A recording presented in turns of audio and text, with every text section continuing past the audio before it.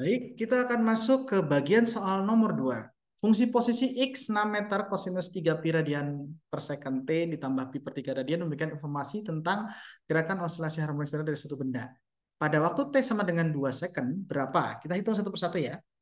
Untuk pertama, simpangan pada saat T 2 second, artinya kita substitusi nilai T sama dengan 2 second ke persamaan fungsi posisi simpangan osilasi di atas, yaitu 6,0 meter kosinus 3 pi radian per second dikalikan 2 second ya, ditambah dengan pi per 3 radian. Atau ini akan sama dengan 6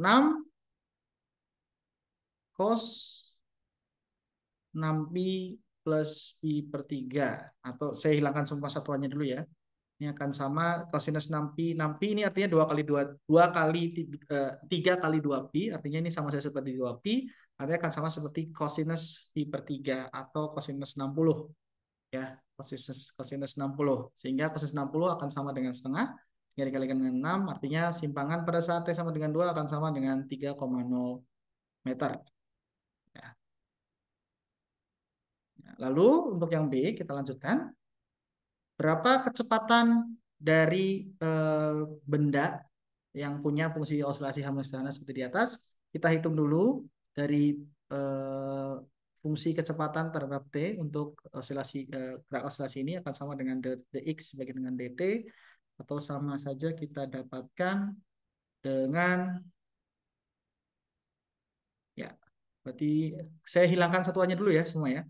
Ya, saya kasih tanda ini aja biar lebih mudah. Ya, manusia lebih sederhana. Kita punya 18 pi ya, untuk karena 3 pi turun ke bawah sana.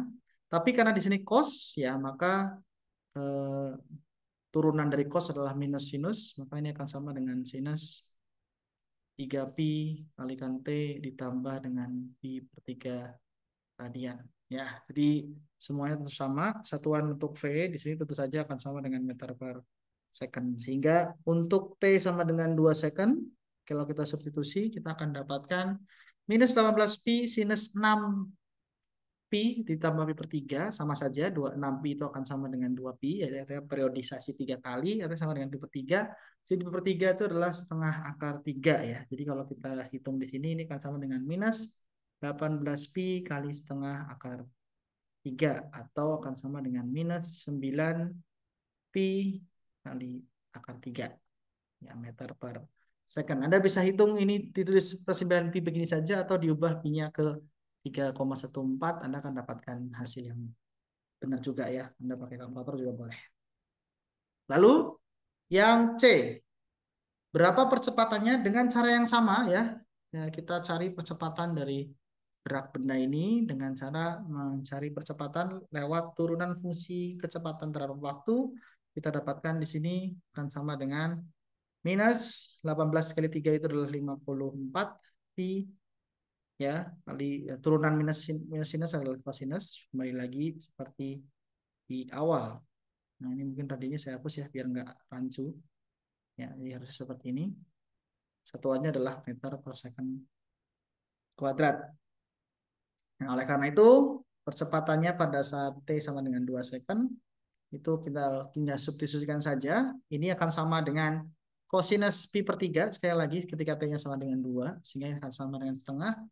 Nah, hingga hasilnya adalah minus 54 pi dikali setengah, atau sama saja seperti setengahnya di 54 adalah minus 27 ya, 27 pi ya, meter per second kuadrat. Anda bisa ubah ke dalam desimal juga, tapi ini pun sudah cukup. Yang D, fase dari gerakan tersebut ya. Pada saat kalau kita bicara soal fase, maka kita bicara soal keseluruhan sudut yang ada pada di dalam fungsi sinus atau kosinus ya. Sehingga kalau kita tulis fase pada saat T 2 second, itu tinggal kita substitusi di sini akan sama dengan 3 pi dikalikan dengan 2 ditambah dengan pi per 3. Ini akan sama dengan 6 pi ditambah pi per 3.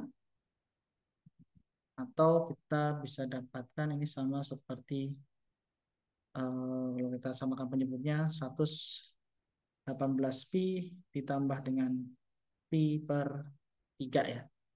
Atau sama saya seperti 19pi per 3. Nah, satuannya adalah radian. Lalu D, yang E, itu juga frekuensi. Frekuensi itu akan sama dengan omega dibagi dengan 2pi, di mana kita tahu omeganya akan sama dengan 3pi. Maka kalau kita bagi 2pi, itu akan sama dengan 1,5 atau 3 per 2 Hertz ya. Nah, lalu yang F, periode ya. Periode akan sama dengan sebar 1 per frekuensi, sehingga akan sama dengan 2 per 3 second. Ya, berikut pembahasan untuk nomor 2.